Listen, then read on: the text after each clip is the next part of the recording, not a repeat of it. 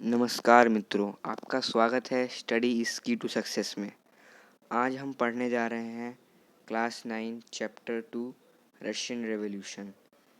Russian revolution वाले chapter में दो पार्ट हैं, एक सोशलिज्म वाला, एक रशियन रेवोल्यूशन वाला।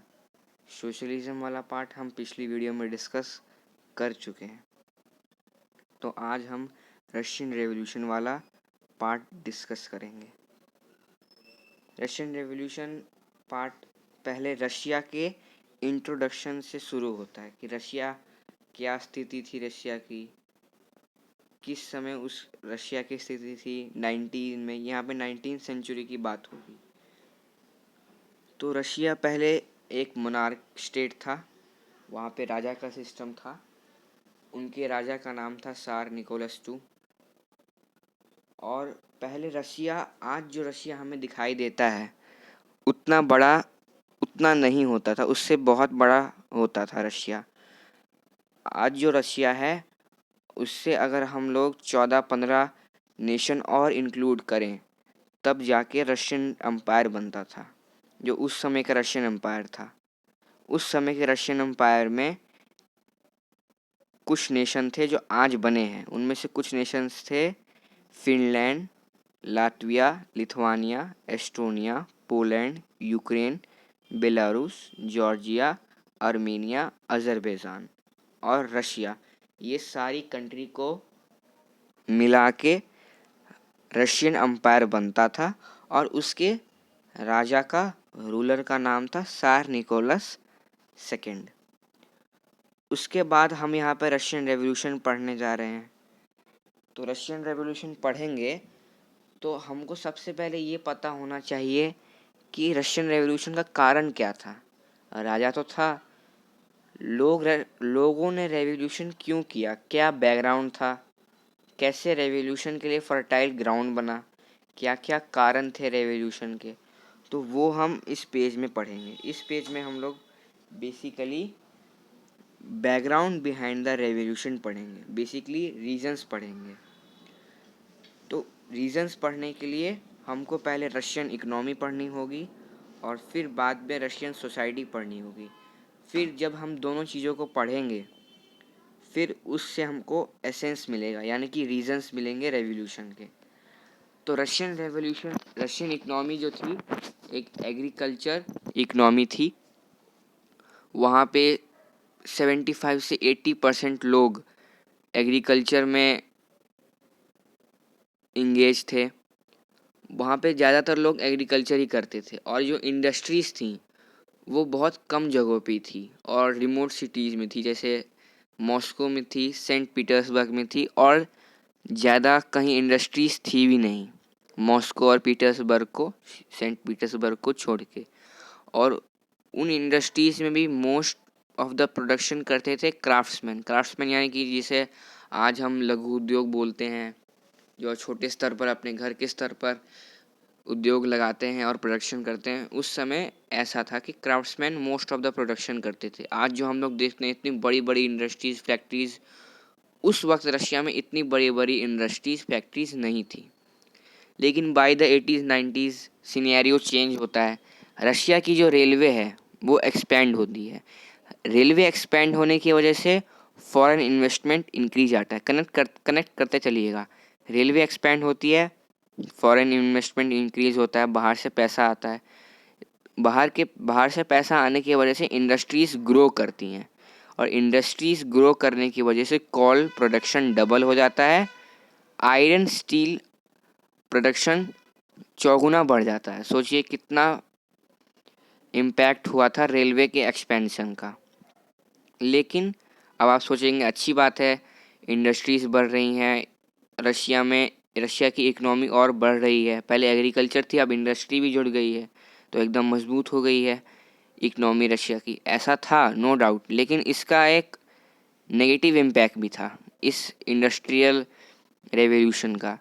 ये था नेगेटिव इम्पैक्ट कि ये जो इंडस्ट्रीज़ थी वो ज़्यादातर प्राइवेट प्रॉपर्टी थी, किसी एक इंडिविजुअल की, यानी कि इंडस्ट्रीज़ थी वो किसी एक आदमी की प्रॉपर्टी थी, ठीक है। और ये हमको देखने को मिलता था कि वह जो एक आदमी था, जो ओनर था, खाली प्रॉफिट के बारे में सोचता था। उसको वर्कर्स की स्थिति से कोई मतलब नहीं था। और वर्कर की स्थिति इस वजह से बहुत ख़राब होती जा रही थी। वर्कर से उस समय 16-16 घंटे काम कराया जाता था और उनको लिविंग कंडीशन भी बिल्कुल ठीक नहीं दी गई थी। जैसे आज हम लोग ट्रेन में सोते हैं, वैसे वहाँ पे सोना पड़ता था उनको। कोई रूम नहीं था, कोई फैसिलिटीज़ नहीं थी। तो इस वजह से हमने देखा, जब हमने रशियन इकोनॉमी पढ़ा, तो ये हमने देखा जो वर्कर्स, जो समाज का एक तबका है रशियन का, वर्कर्स यानी कि लेबर्स, वो राजा से गुस्सा थे, क्योंकि उनकी स्थिति उनके कार्यकाल में अच्छी नहीं थी। बहुत बद से बदतर स्थिति हो गई थी उनकी।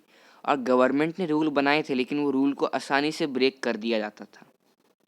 और ये देखिए उस रशियन एम्पायर का मैप है। ये रशिया है, यहाँ पर पोलैंड है, यहाँ पर यूक्रेन है, यहाँ पर बेलारूस है।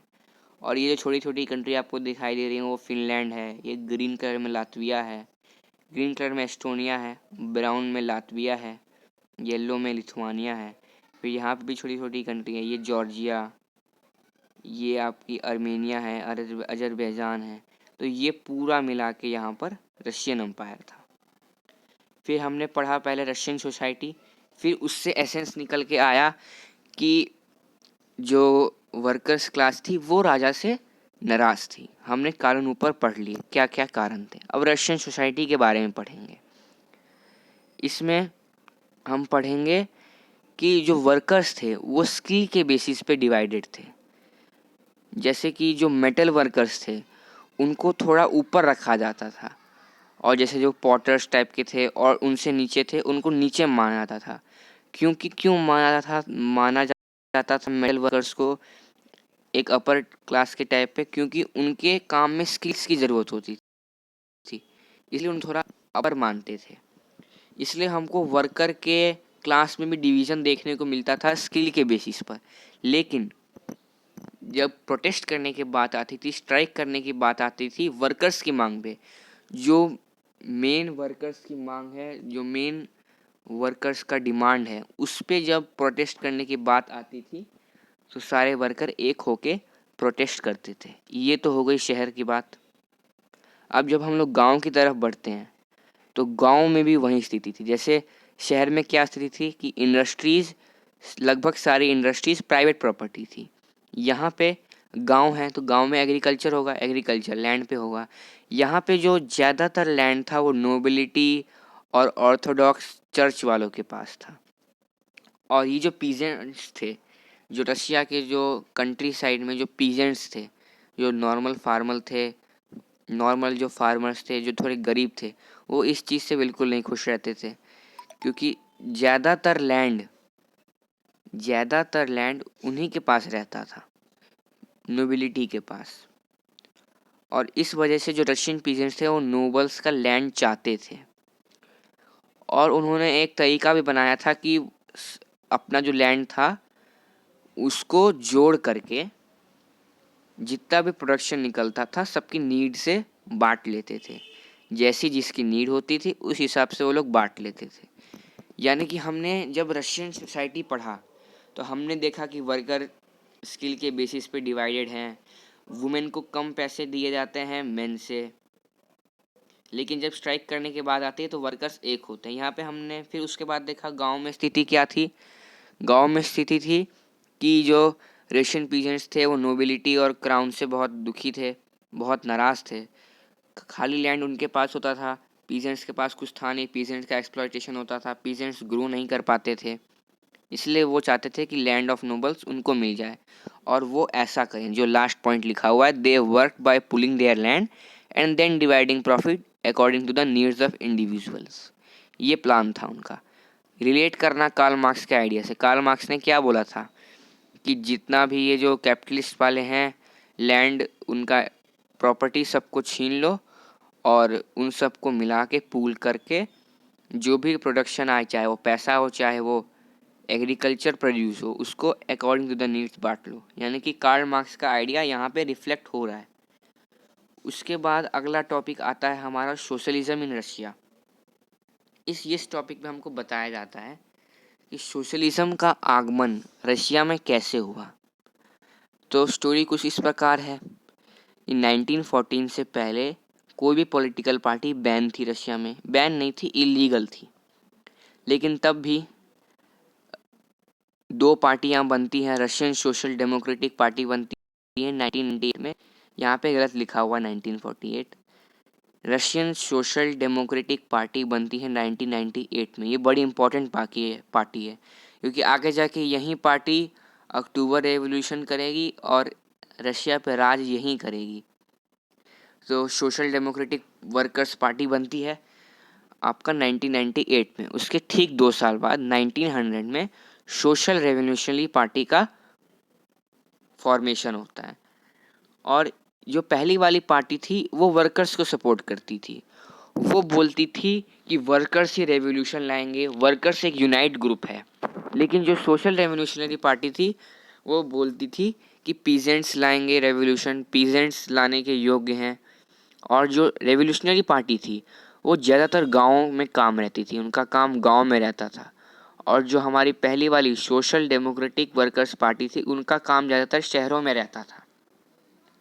फिर हमने देखा कि जो रशियन सोशल डेमोक्रेटिक पार्टी थी उसके अंदर विभाजन हो जाता है। कैसा विभाजन हो जाता है? 2 ग्रुप में बढ़ जाता है रशियन सोशल डेमोक्रेटिक पार्टी। पहला था बोल्शेविक, दूसरा था मेंशेविक। बोल्शेविक को व्लादिमीर लेनिन लीड करते हैं और मेंशेविक को जूलियस मार्तिरोव लीड करते हैं। बोल्शेविक का ये कहना था कि किसी भी मेंबर को अपनी पार्टी में नहीं लेना है, जो पार्टी में आने लायक है, जो डिसिप्लिन्ड है, जिस मेंबर में क्वालिटी है उसी को लेना है। और मेंशेविक का था जो जूलियस मार्टिरोव थे, वो बोलते थे पार्टी ओपन होनी चाहिए, सबके लिए ओपन होनी चाहिए, जो आना है आ सकते हैं। ये जो स्प्लिट था ये 1903 में हुआ था। अगर आपको 8th क्लास वाला चैप्टर याद हो, ऐसे ही इंडियन नेशनल कांग्रेस में भी स्प्लिट हुआ था एक्सट्रीमिस्ट्स और जो हमारे जो पुराने क्लास वाले थे नरमगल और दरमगल में, उसमें भी विभाजन हुआ था। तो हम लोग देखते हैं कि हिस्ट्री रिपीट करती है। वो भी शायद 1905 में, इसी 1906 में, उसी के आसपास हुआ था, मैं कंफर्म नहीं हूँ। फिर आता है पहली चिंगारी 1905 रेवोल्यूशन। 1905 रेवोल्यूशन पहली रेवोल्यूशन था राजा के खिलाफ, लेकिन इसको राजा ने कंट्रोल कर लिया था, इसलिए इसकी इतनी चर्चा नहीं होती है। चर्चा फरवरी और अक्टूबर की क्यों होती है? क्योंकि वहाँ पे चेंजेस आए थे। फरवरी में राजा को हटा दिया गया और अक्टूबर में भी बहुत सारे चेंजेस आए थे। यूएसएसआर का गठन हुआ था, वो हम आगे पढ़ेंगे, ठीक है। तो अब 1905 रेवोल्यूशन से पढ़ने से पहले इसका बैकग्राउंड पढ़ना ज़रूरी है, रेवोल्यूशन के कारण पढ़ना ज़रूरी है। शुरुआत में तो हम पढ़ लिए हैं रशियन सोसाइटी, रशियन इकोनॉमी, लेकिन फिर से एक बार रिकॉल करते हैं। बैकग्राउंड ये है, रीजंस ये हैं कि रशिया एक ऑटोक्रेसी थी। सार जो था उसको पार्लियामेंट से कोई मतलब नहीं था। जो लिबरल्स थे, सोशल डेमोक्रेटिक्स थे, सोशल रेवोल्यूशनरी थे, वो कॉन्स्टिट्यूशन की मांग करते थे। और ये लोग नेशनलिस्ट और जार्दलिस्ट से सपोर्टेड थे, यानी कि नेशनलिस्ट जार्दलिस्ट इनको सपोर्ट करते थे, जो ऊपर लिखे हुए हैं liberals, social democratics, social revolutionary. जार्दलिस्ट कौन थे? Muslim reformers in the empire who wanted to modernise Islam. उसके बाद ऑटोक्रेटिक रूल था, bad economic conditions, essential goods का प्राइस बहुत बढ़ गया था और जो रियल वेजेस थी वो घट गया था। रियल वेजेस मतलब होता है एक तरीके का जो रुपये की जो वैल्यू होती है। जैसे आज अगर आप देखें तो 10,000, अगर आपको कोई 10,000 आज से 50 साल पहले देता तो उसकी वैल्यू बहुत थी। लेकिन आज अगर 10,000 देते तो उसकी वैल्यू अगर कंपेयर करें 50 साल से तो बहुत कम है। आज वैसे 10,000 हैं बहुत, लेकिन अगर 50 साल पहले से आप कंपेयर करेंगे तो वैल्यू में आपको बहुत ज़्यादा अंतर दिखाई देगा। तो वो अंतर सडन हो गया था रशिया के अंदर 1904 के अंदर, ऑटोक्रेटिक रूल के अंदर। जब इतनी ख़राब कंडीशन है रशिया की तो रेवोल्यूशन आना तो पक्का है। लेकिन रेवोल्यूशन आने के लिए एक पहली चिंगारी की ज़रूरत होती है, तो वो हुई इस प्रकार थी कि पुतिलोव आयरन वर्क्स में 4 मेंबर हटा दिए गए। वो 4 मेंबर किसके थे? असेंबली ऑफ रशियन वर्कर्स के। तो इस वजह से क्या हुआ, 10,000 वर्कर्स सेंट पीटर्सबर्ग में स्ट्राइक पे आ गए इस चीज़ के खिलाफ कि पुतिलोव आयरन वर्क में से 4 मेंबर हटा दिए गए असेंबली ऑफ रशियन वर्कर्स के। ठीक है, वो डिमांड करने लगे reduction in working hours, improvement in working condition, जो मैंने आपको शुरुआत में बताया था जब हम रशियन इकोनॉमी पढ़ रहे थे तब वर्कर्स के बारे में। तो ऐसे पूरी मांग होने लगी सेंट पीटर्सबर्ग में। इसी दौरान ब्लडी संडे का इंसिडेंट आता है। ये सबसे इम्पॉर्टेंट है। इसमें क्या होता है ब्लडी संडे में? संडे का दिन था 22 जनवरी 1905, संडे का दिन था। फादर गैपोन थे, एक पोजीशन लेके जा रहे थे विंटर पैलेस की ओर। शांति था, शांति से जा रहे थे, कोई हिंसा नहीं कर रहे थे। लेकिन इसके बावजूद इस पोजीशन पर अटैक किया जाता है पुलिस के द्वारा, कोसैक्स के द्वारा। कोसैक राजा की इंटरनल पुलिस होती थी। इस अटैक में 100 से ज़्यादा लोग मार दिए जाते हैं और 300 से ज़्यादा घायल हो जाते हैं। 300 में से और भी कई मर जाते हैं, बाद में पता चलता नहीं है। इस इंसिडेंट से क्या होता है, पूरा देश गुस्सा हो जाता है, पूरा देश। क्योंकि पहले क्या था, समाज का एक तबका ही, वर्कर्स या पीजेंट्स ही गुस्सा था राजा से। अब जो मिडिल क्लास है, स्टूडेंट्स हैं, वुमेन्स हैं, वो भी अगेंस्ट हो जाते हैं राजा की इस ब्लडी संडे की वजह से। रिकॉल कीजिए एक बार क्लास 8 वाला, सेम हुआ था जलियांवाला बाग में। ऐसे ही जलियांवाला बाग से पहले समाज का कुछ तबका, जो एजुकेटेड तबका था, वहीं ब्रिटिशर्स से खिलाफ था। लेकिन जलियांवाला बाग के बाद पूरा इंडिया खिलाफ हो जाता है ब्रिटिशर्स के। तो इसके बाद पूरी कंट्री में स्ट्राइक्स होने लगी, यूनिवर्सिटीज़ क्लोज कर दी गई और सारी सोसाइटी, मैंने बोला ना, अब हर क्लास जो थी सोसाइटी की वो कॉन्स्टिट्यूशन की डिमांड करने लगी। अब जब राजा पे इतना प्रेशर आएगा तो कुछ ना कुछ तो राजा करेगा अपनी गद्दी बचाने के लिए। तो फिर हम लोग पढ़ते हैं result of the revolution 1905। Result क्या था? सबसे जो मेन रिजल्ट था, tsar allowed creation of an elected conservative parliament called Duma. Duma वो है, पार्लियामेंट को कहते हैं रशियन लैंग्वेज में। सार ने ड्यूमा बना दी, लेकिन एक कंसर्वेटिव पार्लियामेंट थी, यानी कि सजेशन देती थी। अब सजेशन मानना ना मानना सार के हाथ में था। ठीक है, फिर 75 डेज में पहली ड्यूमा डिसॉल्व कर दी, अगली ड्यूमा भी उन्होंने डिसॉल्व कर दी 3 महीने के अंदर अंदर। उसके बाद अब तीसरी ड्यूमा बनाई उन्होंने, तब उसमें कंजर्वेटिव पॉलिटिशियन पैक कर दिए गए और लिबरल्स और रेवोल्यूशनरीज को हटा दिया गया। यानी कि राजा ने अपने लोग ही रिक्रूट कर दिए ड्यूमा में। यानी कि अब तो ड्यूमा को कोई काम ही नहीं रहा। ड्यूमा का क्या काम था कि राजा अगर कुछ गलत करे तो उसको बताए, उसके साथ सजेशन करे। यहाँ पे तो राजा के आदमी है, तो राजा के खिलाफ कुछ बोलेंगे ही नहीं वो। इसलिए इस तरीके से हमने 1905 तक का अभी तक कहानी पढ़ी है। इसके बाद आज तक इतना ही रहने देते हैं। इसके बाद फर्स्ट वर्ल्ड वॉर होगा। फर्स्ट वर्ल्ड वॉर का इम्पैक्ट क्या होगा रशिया पे, वो पढ़ेंगे। ठीक है, इम्पैक्ट क्या होगा, और इम्पैक्ट जो होता है वहीं होते हैं रीजंस फरवरी रेवोल्यूशन के। ये जो इम्पैक्ट ऑन रशिया टॉपिक है ना, इसमें जितनी भी चीज़ें लिखी हुई हैं वहीं रीजंस हैं आपका फरवरी रेवोल्यूशन का। फिर फरवरी रेवोल्यूशन कैसे हुआ, डेट बाय डेट पढ़ेंगे क्रोनोलॉजिकल ऑर्डर में। फिर फरवरी में क्या हुआ, फरवरी के बाद क्या हुआ, व्लादिमीर लेनिन आए, अप्रैल थीसिस। फिर अक्टूबर रेवोल्यूशन के रीजंस पढ़ेंगे। उसके बाद अक्टूबर रेवोल्यूशन पढ़ेंगे, लियोन टर्स्की के बारे में पढ़ेंगे। फिर अक्टूबर रेवोल्यूशन का गवर्नमेंट का क्या रिएक्शन था। फिर अक्टूबर के बाद जब बोल्शेविक पार्टी लीड में आई तो अप्रैल थीसिस का इम्प्लीमेंटेशन हुआ। लेकिन इम्प्लीमेंटेशन हुआ तो क्या क्या प्रॉब्लम्स थी उसके दौरान। और फिर सिविल वॉर पढ़ेंगे। इसके लिए आज के लिए इतना ही। Thank you for watching.